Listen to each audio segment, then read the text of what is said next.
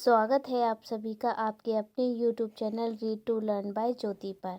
आज हम फिर से रिवाइज करेंगे हमारे 90 प्रश्नों को, जो कि पुराने यानी कि पिछले ईयर से हैं, जो ऑलरेडी हमारे एग्ज़ाम्स में आ चुके हैं। तो ये जो प्रश्न पत्र मैं आपके सामने लेकर आई हूँ, ये आपका 2015 का पेपर है, जो कि 22 फरवरी को हुआ था। तो आइए शुरू करते हैं बिना किसी देरी के। प्रश्न नंबर 1, निम्नलिखित में से कौन सा बच्चों के संवेगात्मक विकास के लिए सर्वाधिक उपयुक्त है? तो आंसर होगा कक्ष का प्रजातांत्रिक परिवेश, यानी जहाँ पे बच्चा पूर्ण रूप से स्वतंत्र होगा और अपने फ्रेंड सर्किल यानी कि अपने दोस्तों के साथ, अपने जो क्लासमेट्स हैं उनके साथ एक टाइम स्पेंड करेगा, उनके साथ खेलेगा, कूदेगा, बातें शेयर करेगा और एक सकारात्मकता सीखेगा। तो ऐसा माहौल बच्चे के लिए कैसा होगा? अच्छा होगा। प्रश्न दूसरा, निम्नलिखित में से कौन सा एक उपयुक्त रचनात्मक आकलन कार्य नहीं है? विद्यार्थियों का योग्यता क्रम निर्धारित करना। बिल्कुल सही। जब कोई कभी भी किसी भी स्टूडेंट्स का हम ये नहीं डिफ़ाइन कर सकते कि बच्चा किस चीज़ में यानी अच्छा है। किसी एक पर्टिकुलर चीज़ में हम उसको नहीं कह सकते कि बच्चा बिल्कुल उसमें कैपेबल होगा या उसमें दक्ष होगा, क्योंकि हर एक बच्चे के अंदर एक अपने इंडिविजुअल डिफरेंसेस होते हैं और हर एक बच्चा अपनी इंडिविजुअलिटी के हिसाब से अलग अलग काम में दक्ष होता है, यानी कि परफेक्ट होता है, या हम कह सकते हैं अच्छा होता है। अगला प्रश्न है, एक प्रभावशाली अध्यापिका होने के लिए यह महत्वपूर्ण है कि प्रत्येक बच्चे के संपर्क में रहना चाहिए। सबसे अच्छा ऑप्शन है, इसीलिए इसी पर जाएंगे। अगला प्रश्न है, बच्चों के अधिगमन को सुगम बनाने के लिए अध्यापकों को एक अच्छे कक्षाई परिवेश का सृजन करने की आवश्यकता होती है। इस प्रकार के अधिगम परिवेश का सृजन करने के लिए नीचे दिए गए कथनों में से कौन सा सही है? तो हमारे पास ये ऑप्शन है, इनमें से हमें देखना है।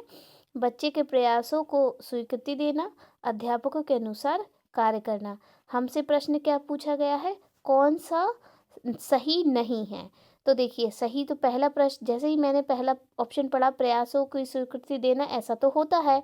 तो यानी कि हमसे नकारात्मक आंसर पूछा गया है, तो हम उसकी तरफ जाएंगे, यानी कि अध्यापकों के अनुसार कार्य करना। ये नहीं होना चाहिए। जब हम किसी भी अच्छी क्लास की बात करते हैं, जहाँ पे बच्चे के सीखने की बात करते हैं, जहाँ उसकी क्रिएटिविटी की बात करते हैं, वहाँ पे कोई भी बच्चे की जो स्टडी होती है वो एक ही डायरेक्शन में नहीं होती कि जो टीचर ने दिया बच्चे ने कर दिया। नहीं, उसके लिए मल्टीपल्स ऑप्शंस होने चाहिए और मल्टीपल्स डायरेक्शन होनी चाहिए सीखने के लिए, और एक बच्चा खुद स्वयं से सीखे।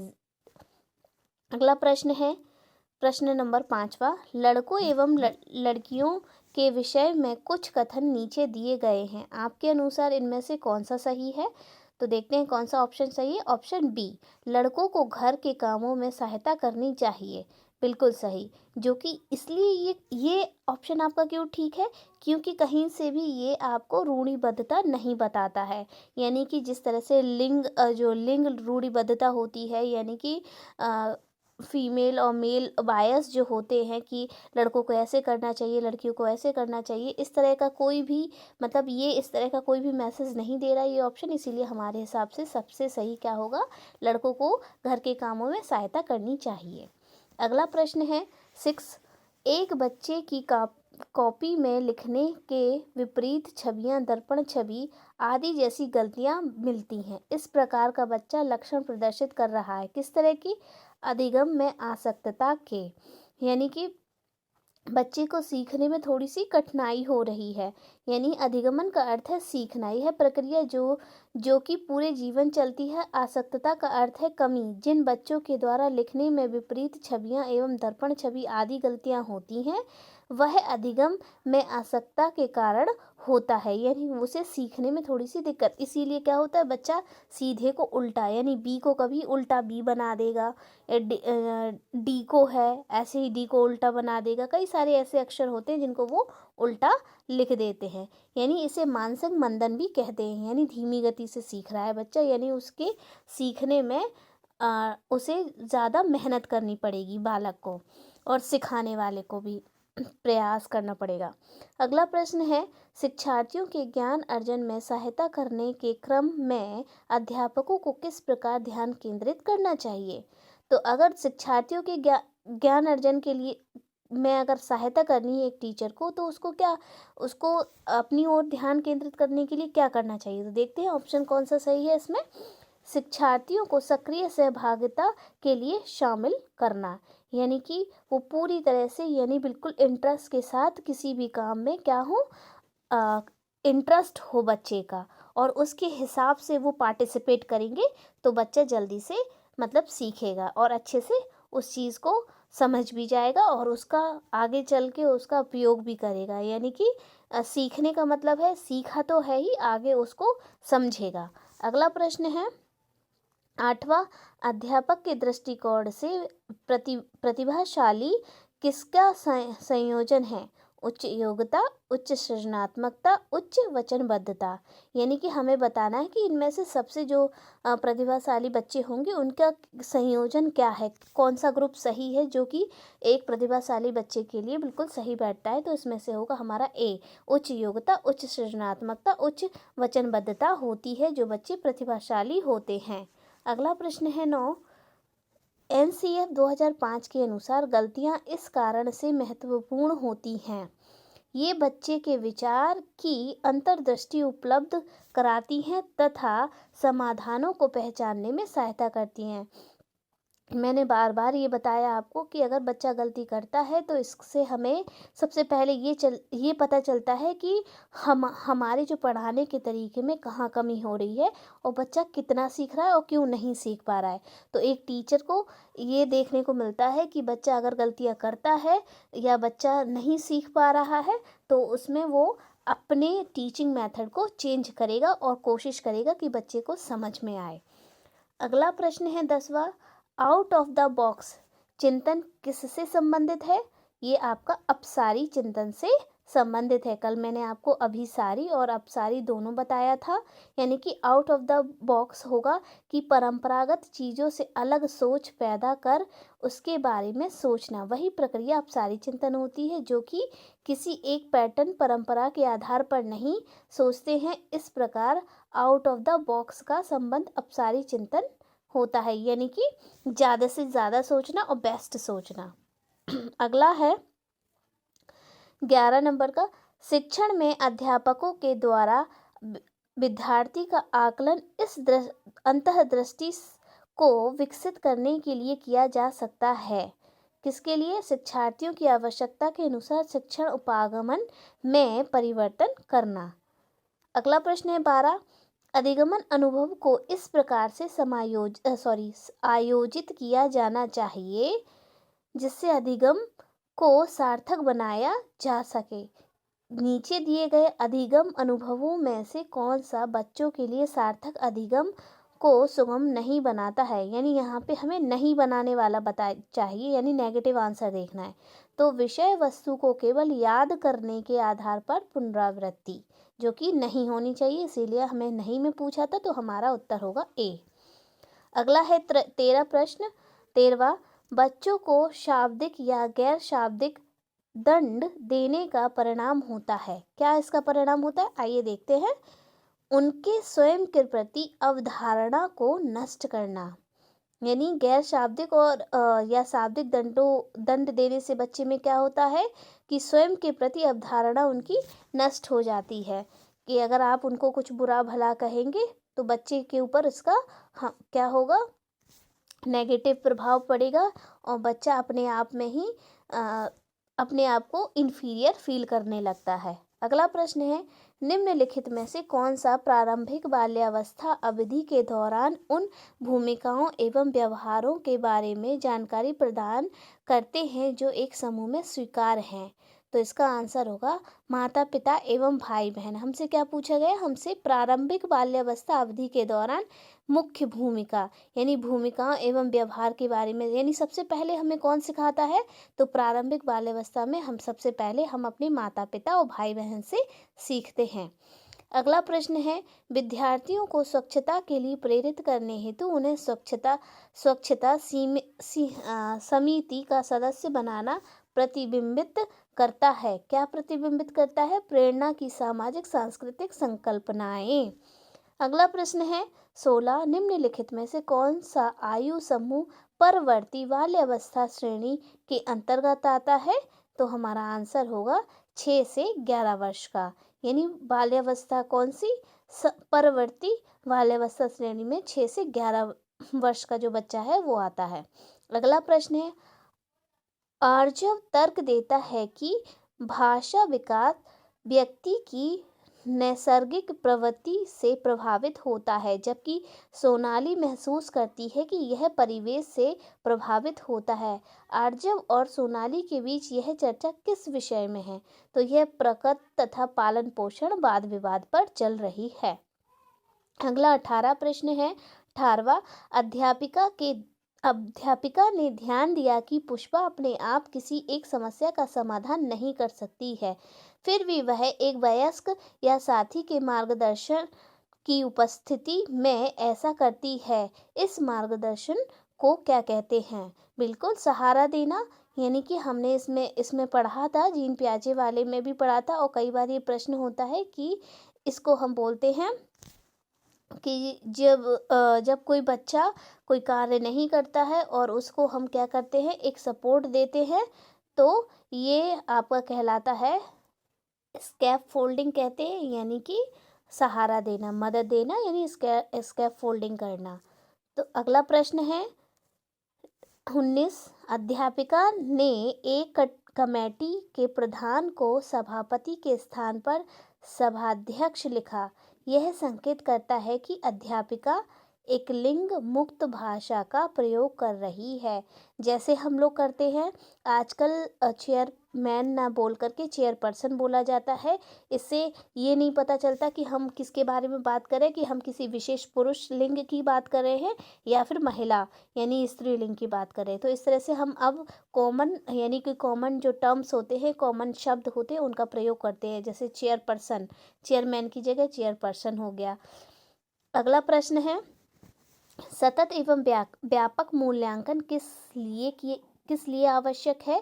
यह समझने के लिए अधिगम का किस प्रकार अवलोकन किया जाता है, दर्ज किया जाता है व सुधार किया जाता है। अगला प्रश्न है, किस लॉरेंस कोहल वर्ग के सिद्धांत में कौन सा स्तर नैतिकता की अनुपस्थिति को सही अर्थ में सूचित करता है? तो स्तर 1। यानी ये क्या बताता है? नैतिकता की अनुपस्थिति को सही अर्थ में, यानी स्तर 1 जो होता है वो आपका दर्शाता है। अगला है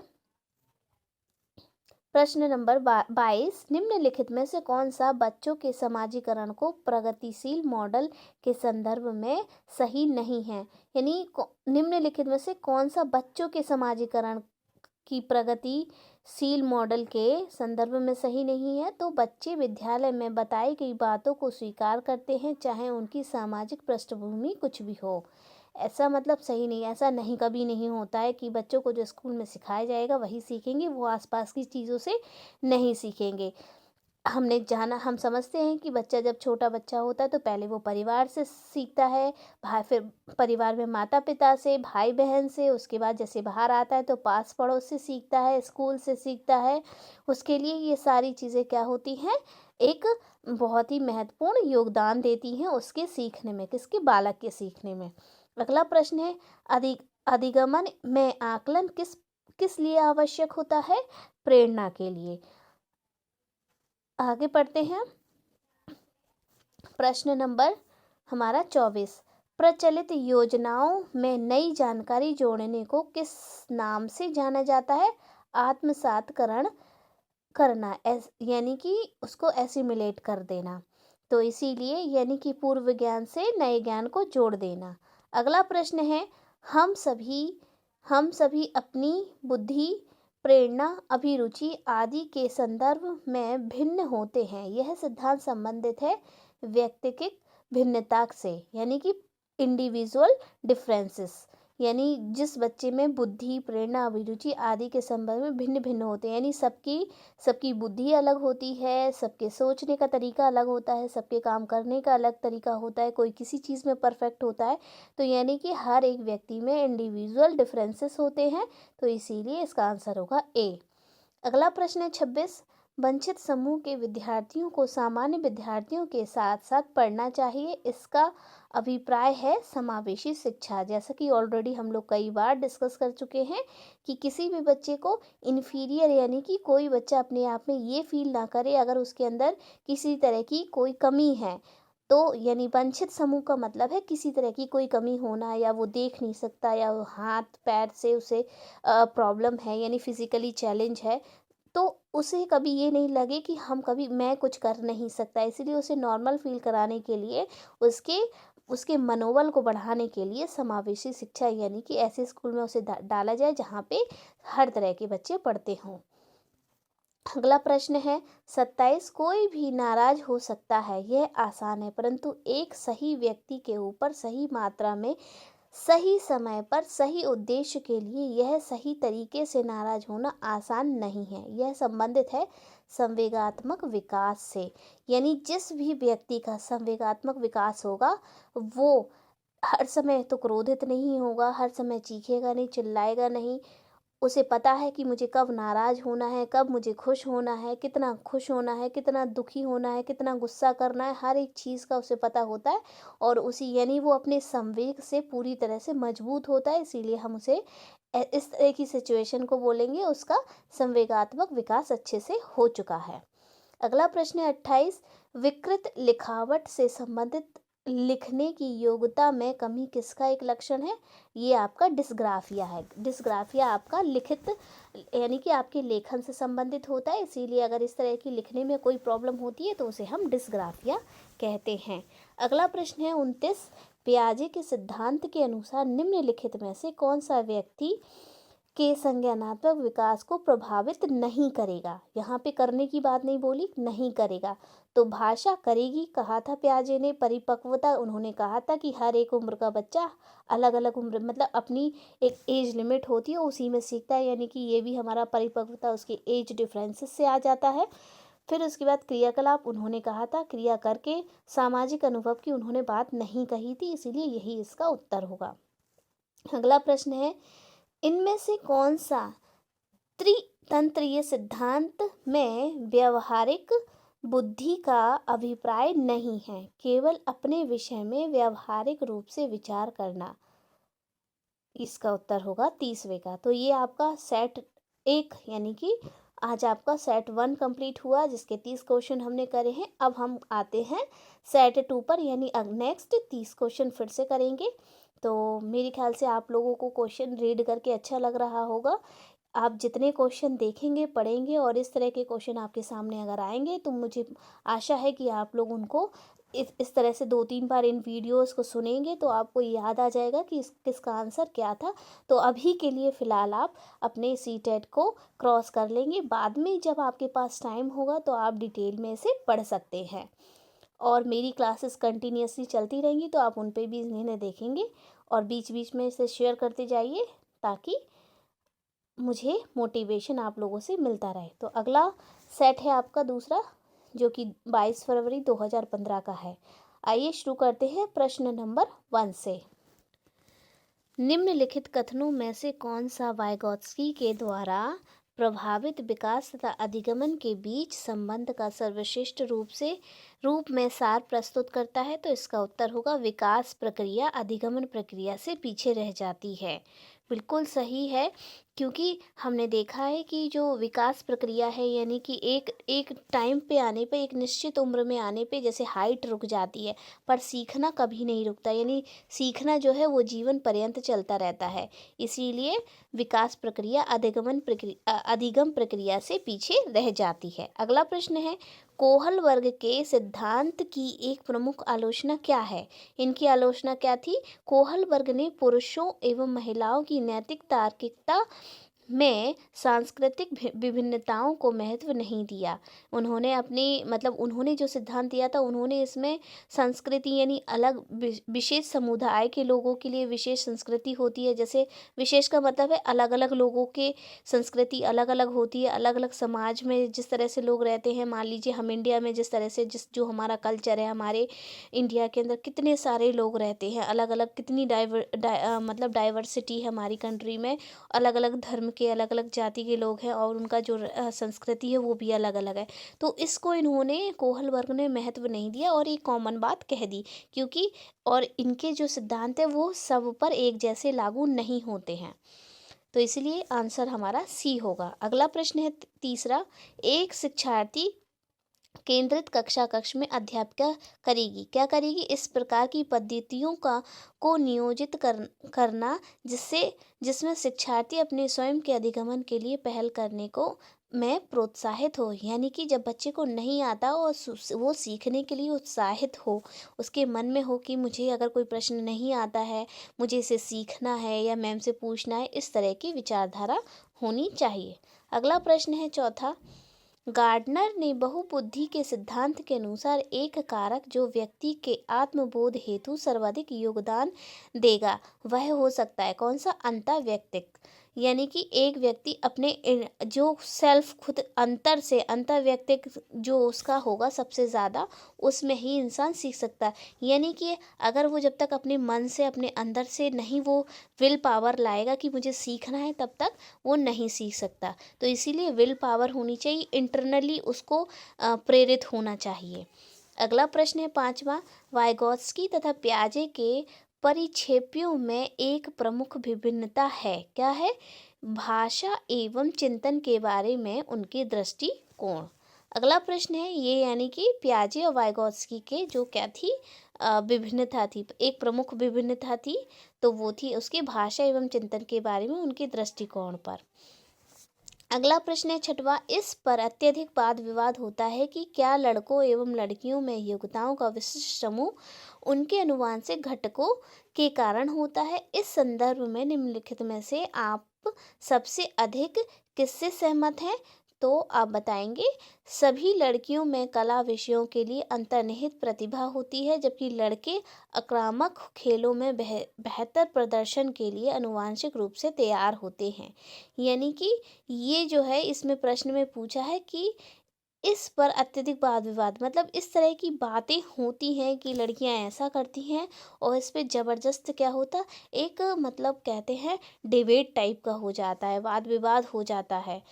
लोग इस बात से कि इस बात पे बहुत ही ज़्यादा मतलब लोगों के अंदर है कि लड़कियां ऐसे करती हैं, लड़का ऐसा करते हैं, और उस पे मतलब इनके लिए लड़कों के जो गुण होते हैं वो मतलब ज़्यादा वैसे होते हैं, कैसे स्ट्रॉन्ग होते हैं, यानी खुरापाती टाइप के, आक्रामक, यानी कि कुछ भी अगर जो चैलेंजिंग होगा, टूट फूट वाला होगा, ऐसे कोई काम वो कर सकते हैं आसानी से। चोट लगने वाला है तो उन्हें दर्द नहीं होगा, इस तरह की मतलब लोगों की धारणा होती है। और ये इस तरह के जो टॉपिक है वो हमेशा कैसे डिबेट में रहे हैं, यानी उन पे कभी जो मत हुए हैं वो सुलझे हुए कभी भी नहीं रहे।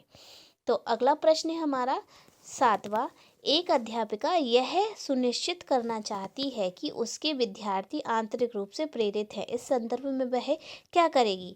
वह अंतिम परिणाम पर ध्यान देने की बजाय व्यक्तिगत रूप से बच्चों के अधिगम की प्रक्रियाओं पर ध्यान देगी। बिल्कुल सही है कि वो ये नहीं सोचे कि बच्चे ने मतलब उसके मार्क्स कितने आए हैं, उसने अपने एग्ज़ाम में कैसा किया, नहीं।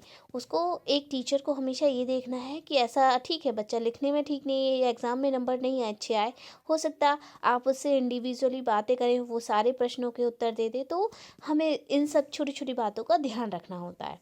अगला प्रश्न है, कक्षा परीक्षणों में अच्छा प्रदर्शन करने में एक बच्चे की असफलता हमें इस विश्वास की तरफ ले जाती है कि पाठ्यक्रम, शिक्षण पद्धति तथा आकलन प्रक्रियाओं पर विचार करने की आवश्यकता है।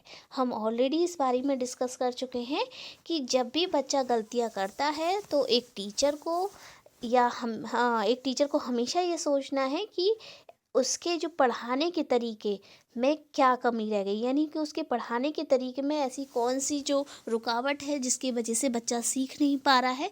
तो उसके लिए क्या क्या हो सकते हैं, पाठ्यक्रम हो सकता है, वो अपने पाठ्यक्रम को चेक कर सकती है, देख सकती है कि उसमें क्या मतलब कहीं ऐसा तो नहीं टॉपिक बहुत ज़्यादा हार्ड हो, बहुत ज़्यादा कठिन हो, शिक्षण पद्धति उसके पढ़ाने के तरीका मतलब ऐसा हो जो बच्चा नहीं समझ पा रहा हो, यानी तरह तरह की चीज़ें होती हैं जिसको वो ऑब्जर्व करके उसे बदल सकती है अगर बच्चा गलती करता है या अच्छे मार्क्स नहीं लाता है या सीख नहीं पाता है तब। अगला प्रश्न है 9वां, आपकी कक्षा में कुछ बच्चे हैं जो गलतियां करते हैं। इस परिस्थिति का आपके विश्लेषण के अनुसार से कौन सा कथन सर्वाधिक उपयुक्त है। तो इसके लिए बच्चे ने अभी तक संकल्पनात्मक स्पष्टता प्राप्त नहीं की है तथा आपको अपनी शिक्षण विधि पर चिंतन करने की आवश्यकता है। ऑलरेडी हम डिस्कस कर चुके हैं। 10वां प्रश्न है, एक विद्यार्थी एक प्रकरण में मुख्य बिंदुओं को रेखांकित करती है, उसका एक दृश्यात्मक प्रस्तुतिकरण बताती है तथा प्रकरण की समाप्ति पर अपने दिमाग में उत्पन्न होने वाले प्रश्नों को प्रस्तुत करती है। वह विचारों के संगठन के द्वारा अपने चिंतन को निर्देशित करने की कोशिश कर रही है। यानी कि एक जो विद्यार्थी है वो क्या कर रहा, जो उसके विचार हैं उनको निर्देशित करने की कोशिश कर रही है या कर रहा है। अगला प्रश्न है 11, किस प्रकार से एक अध्यापिका बच्चों को बेहतर समस्या समाधानकर्ता बनने में सहायता कर सकती है। तो बच्चे को विविध प्रकार की समस्याओं का समाधान करने के मौके देना तथा उनका हल करते समय सहयोग देना। बिल्कुल बहुत ही जेन्युइन है ये कि जब बच्चे को अगर हम किसी बच्चे को उसकी समस्याओं के समाधान के लिए मौके देंगे कि वो खुद से उन समस्याओं को सॉल्व करे या उसका हल ढूंढे, और उनमें अगर कहीं कोई किसी बच्चे को प्रॉब्लम होती है उसमें थोड़ा सा उसे हिंट दे, किसी तरह का सपोर्ट यानी जिसे स्कैफोल्डिंग कहते हैं, अगर कर दे तो बच्चा क्या बन जाएगा, बेहतर उसका परिणाम होगा सीखने में। अगला प्रश्न है 12, निम्नलिखित कथनों में से आप किससे सहमत हैं। तो हमारा उत्तर होगा डी, अधिगम एक सामाजिक सांस्कृतिक परिवेश में घटित होता है। जो अधिगम होगा वो एक कैसे सामाजिक और सांस्कृतिक परिवेश में ही हमेशा चलता है। अगला प्रश्न है, हमेशा इसमें से कौन सा बाल विकास का एक सिद्धांत है। विकास परिपक्व तथा अनुभव के बीच अन्योन्य क्रिया की वजह से घटित होता है। अगला प्रश्न 14, प्रकृति पालन पोषण वाद विवाद के संदर्भ में निम्नलिखित कथनों में से कौन सा आपको उपयुक्त प्रतीत होता है। तो हमारा उत्तर होगा सी, वंशानुक्रम तथा परिवेश विभिन्न रूप से एक दूसरे से गुजरते हुए हैं और दोनों विकास को प्रभावित करते हैं।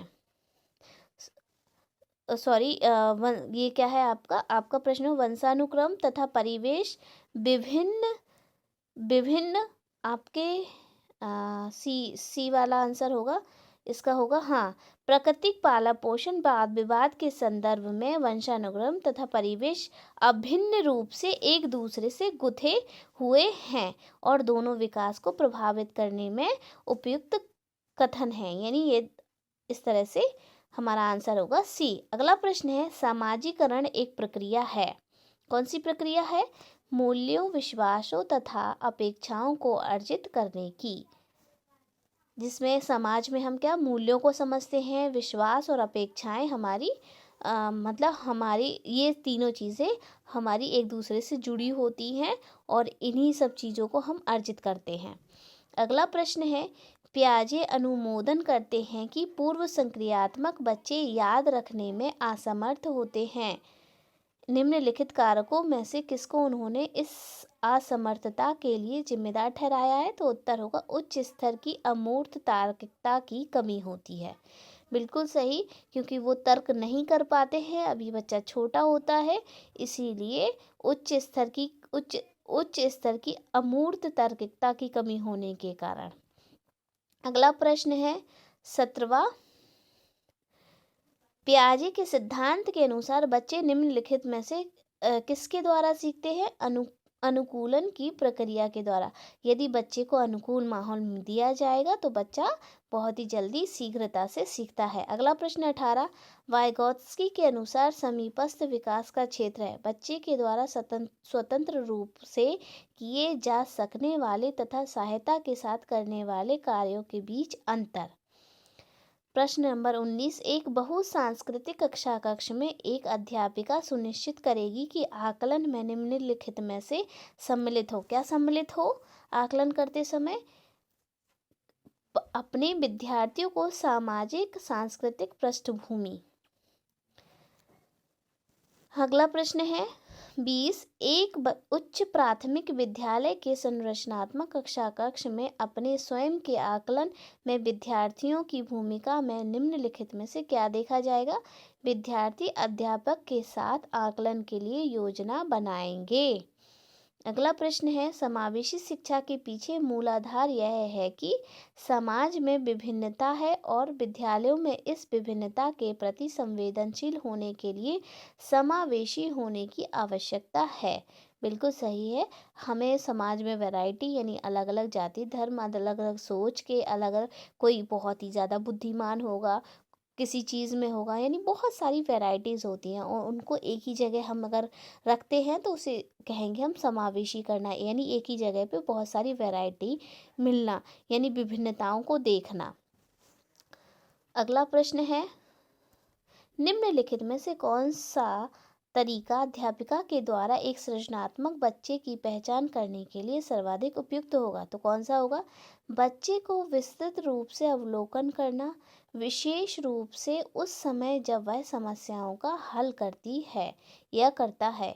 यानी कि अगर बच्चे को आपको देखना है कि वो कितना क्रिएटिव है तो उसके सामने आप कोई ऐसी प्रॉब्लम रख दीजिए, कोई समस्या रख दीजिए और ध्यान से देखिए कि वो किस तरह से उसे सॉल्व करता है, उस समस्या का समाधान ढूंढ रहा है। जिससे आप जितना ऑब्जर्व करेंगे उससे पता चलेगा उसके विचार करने का, उसके सोचने का, उसके तरीके का, हर एक बात का आपको अच्छे से आप उसको जान सकते हैं।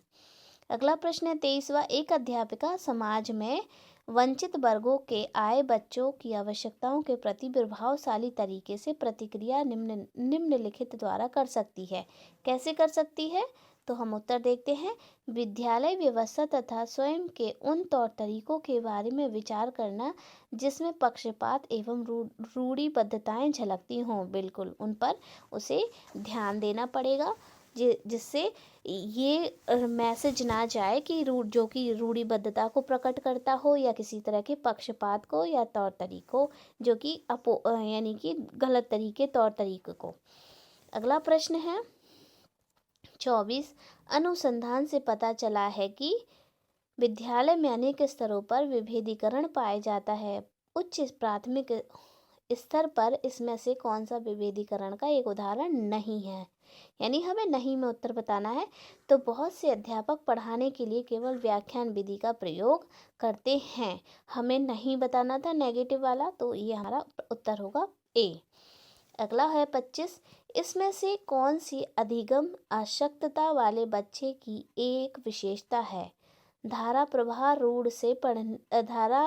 रूप से पढ़ने तथा शब्दों पर पलट कर जाने में कठिनाई, यानी अधिगम यानी सीखने में कमी या सीखने में कठिनाई के लिए।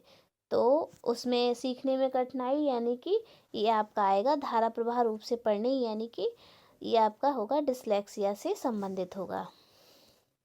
अगला प्रश्न है, निम्नलिखित में से कौन सा कथन सबसे बेहतर ढंग से वर्णन करता है कि कक्षा में बच्चे को प्रश्न पूछने के लिए क्यों प्रोत्साहित करना चाहिए? प्रश्न अन्योन्य क्रिया के द्वारा अधिगम को आगे बढ़ाते हैं तथा संकल्पनात्मक स्पष्टता की दिशा में बढ़ते हैं। 27वां प्रश्न है, निम्नलिखित में से कौन सी आकलन पद्धति विद्यार्थियों की सर्वोच्चतम क्षमता को पोषित करेगी? तो इसका उत्तर होगा जब संकल्पनात्मक परिवर्तन तथा विद्यार्थियों में वैकल्पिक समाधानों को आकलन की विभिन्न विधियों के द्वारा आकलित किया जाता है। प्रश्न नंबर 28, एक बच्चे को सहारा देने की मात्रा एवं प्रकार में परिवर्तन इस बात पर निर्भर करता है कि बच्चे में निष्पादन का स्तर क्या है। अगला प्रश्न है 29, उच्च प्राथमिक विद्यालय की गणित अध्यापिका के रूप में आप विश्वास करती हैं कि विद्यार्थी की गलतियां उनके चिंतन में अंतर्दृष्टियां उपलब्ध कराती हैं। बिल्कुल सही। एक बच्चा अगर कोई गलती करता है तो उससे बच्चा खुद भी स्वयं क्या करेगा, अपने जो उसके करने का तरीका होगा उसे ऑब्ज़र्व करेगा कि मैं कहाँ गलती हूँ और मुझे किस तरीके से सही करना है। और किसी भी जैसे कुछ सपोज़ कोई फॉर्मूला है तो कहाँ से कैसे, यानी एक सीक्वेंस से चलना है, हर एक चीज़ का उसको ज्ञान होगा और वो उसे अच्छे से क्या कर पाएगा, अप्लाई कर पाएगा। अगला प्रश्न है, इन कथनों में आप किससे सहमत हैं? तो यहाँ हमें पॉजिटिव उत्तर बताना है। एक बच्चे को असफलता व्यवस्था तथा बच्चे के प्रति प्रतिक्रिया करने में इसकी असमर्थता का एक प्रतिबिंब है, ये हमारा उत्तर होगा। तो ये हमने सेट 2 यानी उसके भी हमने 30 क्वेश्चन रिवाइज कर लिए, यानी कि हमने रीड करे, हमें पता चला किस तरह के आंसर मिले। तो हम अभी केवल रीड कर रहे हैं, मैं केवल आपको उत्तर बताती हूँ। अगर मैं ज़्यादा एक्सप्लेन करूँगी या ज़्यादा सारे ऑप्शन पढ़ूँगी तो इस समय फिर हमारी वीडियो भी बहुत लेंथी हो जाएगी। अभी बस हमें कोशिश करनी है कि हम ज़्यादा से ज़्यादा क्वेश्चन पढ़ सकें। अगला प्रश्न है, अगला प्रश्न पत्र जो है आपका, ये 16 फरवरी 2014 को आया था। तो इसका सबसे पहला प्रश्न है, पियाजे के विकासात्मक सिद्धांत के परिक्षेप में निम्नलिखित में से कौन सा आरेख विकास को समुचित रूप से स्पष्ट करता है विकास को? तो हमारा आंसर होगा ए। देखिए, इसमें हमारे पियाजे की बात कही गई है। पियाजे के अनुसार हर एक उम्र की बात लगातार नहीं है, एक के बाद जैसे सीढ़ियाँ चढ़ते हैं, बिल्कुल वैसे ही। तो हमारा जो पहला होगा वो हमारा सही उत्तर होगा। अगला प्रश्न होगा, एक अध्यापक अध्यापिका ने पाया कि एक शिक्षार्थी वर्ग बनाने में कठिनाई अनुभव कर रहा है। क्या बनाने में? वर्ग बनाने में। उसने अनुमान लगाया कि हीरे यानी डायमंड का चित्र बनाने में भी कठिनाई अनुभव करेगा। उससे निम्नलिखित में से किस सिद्धांत पर आधारित होकर यह अनुमान लगाया जा रहा है? तो विकास एक व्यवस्थित क्रम में होने की प्रवृत्ति के संदर्भ में, यानी कि इस तरह से टीचर सोच रहा है कि जो बच्चा है अभी इसका ये स्तर नहीं आया है कि वो वर्ग या डायमंड बना सके, क्योंकि अभी बच्चा छोटा है। इस तरह की सोच रखना, यानी कि उसके जो विकास होता है बच्चे का वो क्रमबद्ध होता है। हर एक उम्र में बच्चा हर एक काम नहीं कर सकता है। इस तरह के विचार उस शिक्षिका के या अध्यापिका के मन में आ रहे हैं। अगला प्रश्न है तीसरा, मानवीय विकास में आनुवंशिकता एवं परिवेश की भूमिका के संदर्भ में निम्नलिखित में से कौन सा कथन समुचित है? तो हमारा उत्तर होगा, विकास के विभिन्न क्षेत्रों में आनुवंशिकता एवं परिवेश का सापेक्षिक प्रभाव परिवर्तनशील है। अगला प्रश्न है चौथा, समाजीकरण के सिद्धांत में विद्यालयों के पास प्रायः एक प्रच्छन्न पाठ्यचर्या विद्यमान रहती है जिसमें निहित है, क्या निहित है? अंतःक्रिया व सामग्री द्वारा विद्यालयों में प्रस्तुत किए जाने वाले सामाजिक भूमिकाओं से संबंध अनौपचारिक संकेत। अगला प्रश्न है पांचवा, निम्नलिखित में से कौन सा निहितार्थ पियाजे के संज्ञानात्मक विकास के संदर्भ में नहीं निकाला जा सकता? तो होगा शाब्दिक शिक्षण की आवश्यकता। प्रश्न नंबर 6, निम्नलिखित में से कौन सा कोहल वर्ग के नैतिक विकास के चरण का लक्षण है? तो उत्तर होगा, सभी संस्कृतियों से संबंध चरणों की सार्वभौम श्रृंखला। नेक्स्ट पढ़ते हैं, डैश कक्षा में वास्तविक सांसारिक समस्याओं से संबद्ध जटिल परियोजनाओं पर कार्य करने हेतु अध्यापक व छात्र एक दूसरे के अनुभव से परस्पर ग्रहण करते हैं। क्या करते हैं? सामाजिक रचनात्मक। अगला प्रश्न है 8, प्रगतिशील कक्षा में के संदर्भ में समान शैक्षिक अवसर से अभिप्राय है कि सभी छात्र ऐसी शिक्षा पाएं जो उनके लिए अनुकूलतम हो तथा उनके भविष्य के कार्यों में सहायक हो। बिल्कुल सही है। हम पढ़ते ही इसीलिए हैं ताकि हम उसका उपयोग अपने फ्यूचर में, अपने जीवन को चलाने में या जीवन जीने में उनका उपयोग कर सकें। उनको उनका सही से उपयोग करके अपने जीवन, अपने लाइफ के जो चैलेंजेस हैं उनको भी सुधार सकें या उन्हें ठीक कर सकें। अगला प्रश्न है 9वां। भाषा विकास के संदर्भ में निम्नलिखित में से कौन सा क्षेत्र पियाजे के द्वारा कम कर आंका गया? वह है सामाजिक अंतःक्रिया, यानी उन्होंने सामाजिकता की बात नहीं कही है, यानी बहुत कम बात करी है। एक 11 वर्षीय बच्चे ने स्टैनफोर्ड बिना बुद्धि मापनी में 130 अंक पाए हैं। मान लीजिए कि एक सामान्य संभाव्य वक्र में म्यू 100 तथा आपका 15, तो उन 11 वर्षीय बच्चों के प्रतिशत की गणना कीजिए जिससे इस बच्चे ने बेहतर अंक प्राप्त किए हैं। इसमें हम हमारी म्यू की और डेल्टा की वैल्यू दे रखी है, हम फॉर्मूले में रखेंगे तो हमारा आंसर जो आएगा वो आएगा 98%। अगला प्रश्न है 11। निम्नलिखित में से कौन सा निरीक्षण हार्वर्ड गार्डनर बहुविध बुद्धि सिद्धांत का समर्थन करता है? तो ये है आपका मस्तिष्क के एक भाग में हुई क्षति केवल किसी विशेष योग्यता को प्रभावित करती है, ना कि संपूर्ण को। ये हमारा उत्तर होगा। यानी कि किसी एक अगर हम इस सिद्धांत का समर्थन करते हैं, यानी कि गार्डनर के बहुविध बुद्धि सिद्धांत का, तो उनके हिसाब से मस्तिष्क के एक भाग में हुई क्षति केवल एक विशेष योग्यता को प्रभावित करती है। यानी अगर मस्तिष्क में कोई चोट लगी है तो वो किसी एक ऐसा होगा, कोई एक डिसेबिलिटी आ जाएगी, ना कि पूरा की पूरी डिसेबिलिटी हो जाएगी। अगला प्रश्न है 12वां। योग्यता समूहीकरण के परिक्षेप पे निम्नलिखित में से कौन सा कथन सत्य है? तो इसका उत्तर होगा विभिन्न योग्यता वाले समूह को ग्रहण करने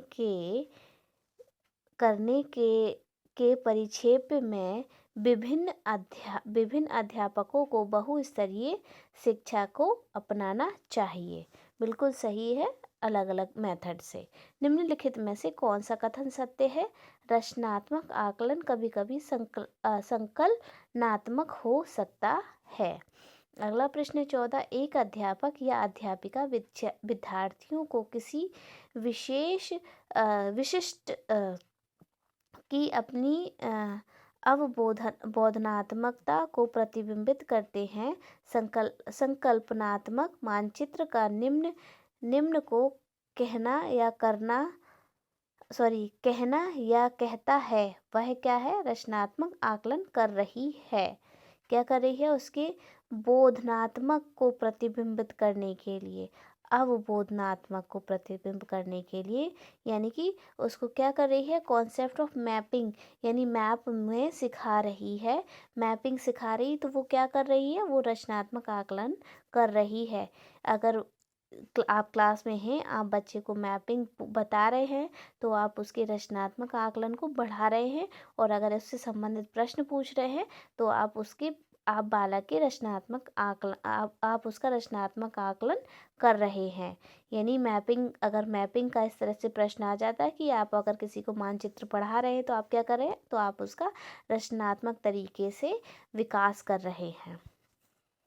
अगला प्रश्न है जो कि हमारा 15वां है। निम्नलिखित में से कौन सा ब्लूम के पुनर्संशोधित वर्गीकरण में मूल्यांकन के क्षेत्र को प्रदर्शित करता है? तो उत्तर होगा हमारा एक समाधान की तार्किक सुसंगतता का परीक्षण करना। अगला प्रश्न है 16। वंचित शिक्षार्थियों के साथ व्यवहार करने के संदर्भ में अध्यापक या अध्यापिका को निम्नलिखित मूल्यों में से किसमें विश्वास व्यक्त करना चाहिए? छात्रों की सफलता हेतु व्यक्तिगत उत्तरदायित्व पर। यानी कि ये देखना है कि हर एक बच्चा कक्षा में उत्तीर्ण हो, और वो भी कैसे, एक अच्छी नॉलेज के साथ, ज्ञान के साथ, ना कि जो रटन विद्या होती है उसको नहीं, उसके हिसाब से नहीं। बच्चे अपने दिमागी रूप से विकसित हो हर फील्ड में, और जो उसकी व्यक्तिगत विशेषता है उसके आधार पर।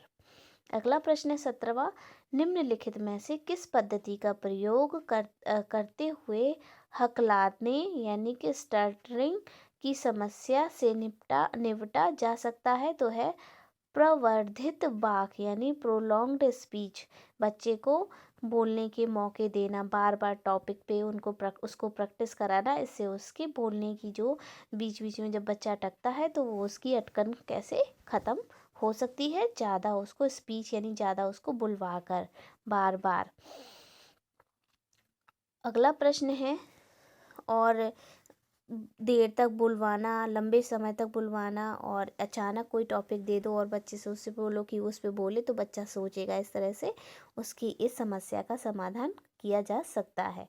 18वां प्रश्न है, सीखने में आसक्त बच्चों के संदर्भ में तत्काल संबद्धता प्रदान करना, सहयोग बल देना तथा गैर अधिगमनात्मक तकनीकी जैसे तत्काल सूचनात्मक बुद्धिपूर्वक गवेषण तथा सामग्री प्रबंधन का उत्तोलन निम्नलिखित में से किस प्रारूप से संबंधित है? तो आइए देखते हैं इसका उत्तर। इसका उत्तर है संग्रथित अधिगम से। अगला प्रश्न है, एक समावेशी कक्षा वह है जहां अध्यापक प्रत्येक अधिगमकर्ता के लिए वैविध्यपूर्ण व सार्थक अधिगमात्मक अनुभव हेतु परिवेश का निर्माण करे। जिस तरह से बच्चे को देखते हुए उसके परिवेश का निर्माण करना, उसके लिए माहौल देना। अगला प्रश्न है 20, निम्नलिखित में से कौन सा प्रदत्त कार्य प्रतिभाशाली विद्यार्थी के लिए उपयुक्त है यानी असाइनमेंट?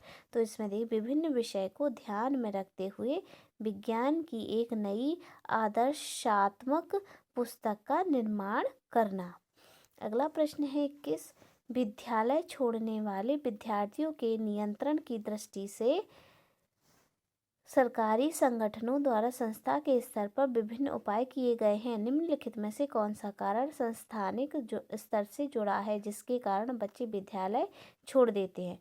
जो बच्चे अनिवार्य पाठ्यचर्या को स्वीकार नहीं कर पाते उनके लिए विकल्पात्मक पाठ्यचर्या का ना होना, यानी कि बच्चे किस कंडीशन में स्कूल में नहीं आएंगे या विद्यालय नहीं आना चाहेंगे? जब उनके हिसाब से पाठ्यचर्या ना करी, मतलब वो जो पढ़ाया जा रहा वो उन्हें या तो समझ में नहीं आ रहा है या वो उसको एक्सेप्ट नहीं कर पा रहे हैं।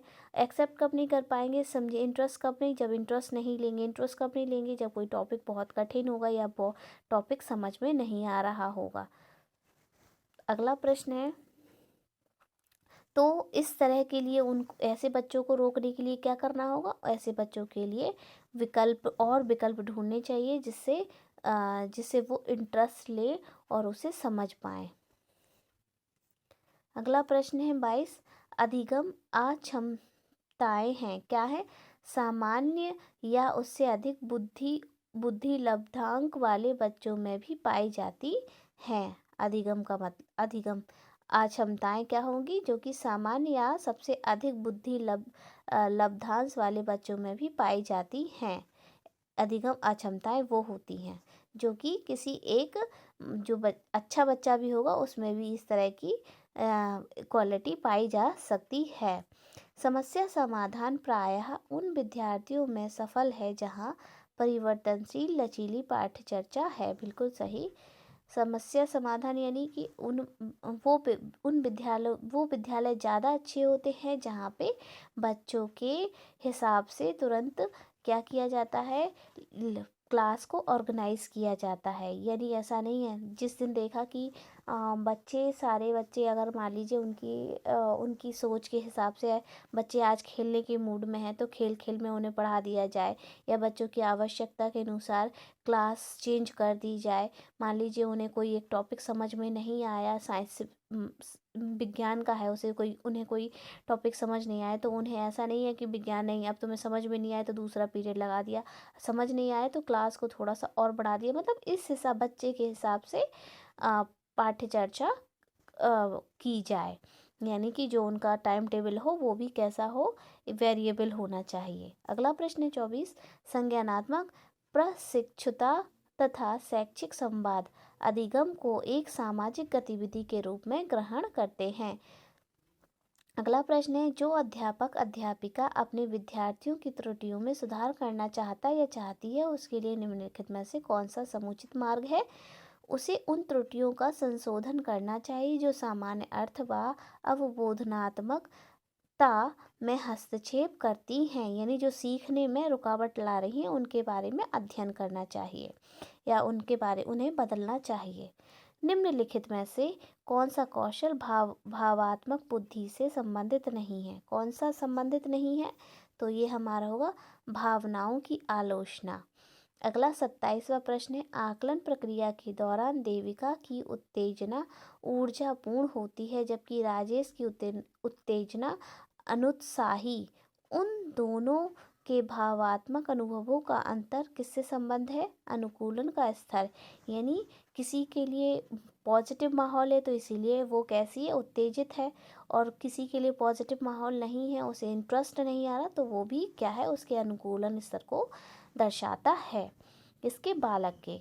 अगला है 28, भारत सरकार ने प्राथमिक विद्यालयों में के लिए मध्याह्न भोजन योजना प्रारंभ की है। निम्नलिखित में से कौन सा अभिप्रेरणात्मक सिद्धांत इस योजना का समर्थन करता है। मानवीय, यस बिल्कुल मानवीय है। बच्चे एक तो इंटरेस्ट भी लेंगे, और नॉर्मली क्या होता है, गांव में बच्चों को अच्छे से खाना पीना नहीं मिलता है, जिसके कारण क्या होता है, बच्चों में कई सारी बीमारियां हो जाती हैं, और जब बीमारी होती हैं तो बच्चों का दिमाग का विकास नहीं होता और उनका पढ़ाई में मन नहीं लगता। तो ये भी एक बहुत अच्छा कदम है बच्चों के विकास के लिए। साथ में माता पिता को भी एक तसल्ली होती है कि हमारे बच्चे को खाना मिलेगा, अच्छा भोजन मिलेगा, तो इसलिए भी अपने बच्चे को वो स्कूल भेजते हैं जहाँ पे बच्चा सीख भी सकता है। तो एक ये मानवीय माध्यम है। अगला प्रश्न है 29, बच्चों के व्यवहार को समझने के लिए विद्यार्थियों के घर के वातावरण का महत्वपूर्ण स्थान है तथा इससे प्राप्त सूचना को प्रभावशाली शिक्षा शास्त्र के निर्माण से जोड़ा जा सकता है। यह तथ्य अधिगम के किस सिद्धांत से संबंध है, जो कि आपकी परिस्थितिकी यानी इकोलॉजिकल से संबंधित है। अगला प्रश्न है, लास्ट प्रश्न है ये इसका, यानी हमने 90 क्वेश्चन कंप्लीट कर लिए। इसका 90वां क्वेश्चन है, 90th है, कक्षा में ध्यान ना देने वाले बच्चों से व्यवहार करने के लिए कौन सा उपाय सर्वाधिक लाभकारी होगा। बच्चे को उस जगह बैठाना जहाँ सबसे कम ध्यान भंग हो सके। ऐसे बच्चे जिनका क्लास में ध्यान नहीं लगता, तो ऐसे बच्चों को हमें क्या करना पड़ता है, ऐसी जगह बिठाना चाहिए कि जहाँ से बच्चा अच्छे से उस बात पे, हम भी उस पर नज़र रख सकें और बच्चा सीधा उसका फोकस पढ़ाई पर हो। यानी जैसे फ्रंट सीट पे बिठा सकते हैं ताकि हम उसे बार बार देख सकें, और बच्चे के ऊपर भी मेंटली ये एक बात जाएगी कि मेरी मैम मुझे देख रही है, तो वो भी उस पर क्या करेगा, ध्यान केंद्रित करेगा। तो इसीलिए बच्चे को ऐसी जगह बिठाना जहाँ पे उसका ध्यान उसका भंग ना हो, यानी कि पूरी तरह से वो कंसंट्रेट कर सके। तो ये हम लोगों ने पूरे के पूरे आज 90 यानी 360 आज हमारे क्वेश्चन कंप्लीट हो गए हैं। आप चाहें ये 1 घंटे की स्लाइड होती, 1 घंटे लगता है इस पूरी वीडियो में, ज़्यादा से ज़्यादा 50 मिनट। आप इसे 50 मिनट एक दिन में 2 बार अगर सुनेंगे, एक उठते समय एक सोते समय, तो आपको ये सारे क्वेश्चन अच्छे से माइंड में बैठ जाएंगे, और आपका आने वाला एग्ज़ाम आई थिंक ऐसा होगा कि आप अच्छे से सीटेट को क्वालिफाई कर लेंगे। तो मेरी वीडियो को देखने और सुनने के लिए बहुत बहुत धन्यवाद। Please like, subscribe and share.